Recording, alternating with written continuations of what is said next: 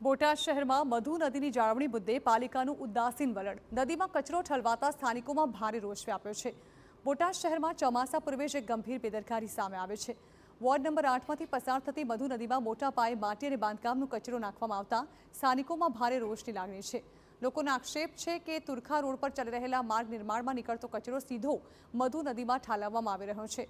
એક તરફ નદી નાળાની સફાઈ પાછળ મોટો ખર્ચ કરવામાં આવે છે, તો બીજી તરફ નદીમાં કચરો નાખવાથી ચોમાસામાં પાણી ભરાવાની ભીતિ સર્જાય છે.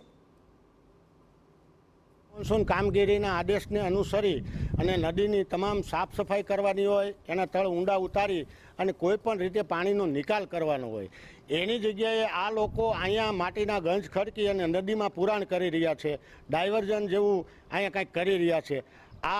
અમારી માંગ એટલી છે કે આ તમામ માટી અહીંથી લઈ લેવામાં આવે અને આ નદીનો પટ છે એ ઊંડો ઉતારી અને આને ચોખ્ખી કરવામાં આવે. તો આ મામલે અપક્ષ કોર્પોરેટરે પણ વાંધો ઉઠાવતા માંગ કરી છે કે તાત્કાલિક સ્થળ પર સર્વે કરીને નદીમાં નાખવામાં આવેલી માટી દૂર કરવામાં આવે. સાથે જે કોઈ કોન્ટ્રાક્ટર અથવા જવાબદાર એજન્સી દ્વારા નિયમોનું ઉલ્લંઘન કરવામાં આવ્યું હોય તેની સામે કાયદેસરની કાર્યવાહી કરાય. ત્યારે પાલિકા પ્રમુખનું કહેવું છે કે નદીમાં સર્વે કરી ઝડપથી સફાઈની કામગીરી હાથ ધરવામાં આવશે. રોડનું ખોદકામ કરવામાં આવ્યું છે, તે ડમ્પર દ્વારા ત્યાં માલ નાખી અને નદી પુરાણ કરવામાં આવી છે એવી માહિતી મળી છે. તો તાત્કાલિક ધોરણે આના પાછળ કોણ જવાબદાર છે, આ કોના કહેવાથી નાખવામાં આવ્યું છે અને આ તરત ત્યાંથી ઉપાડી લેવામાં આવે. ચોમાસું આવશે તો પબ્લિક હેરાન થશે એવી અમારી માંગ છે.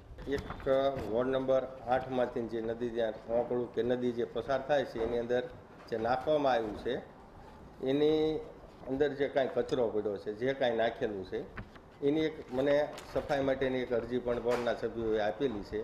એ યોગ્ય રીતે હું એને ઝડપથી નિવારણ આવે એવા પ્રયત્નો સાથે અમે કામ કરી રહ્યા છીએ.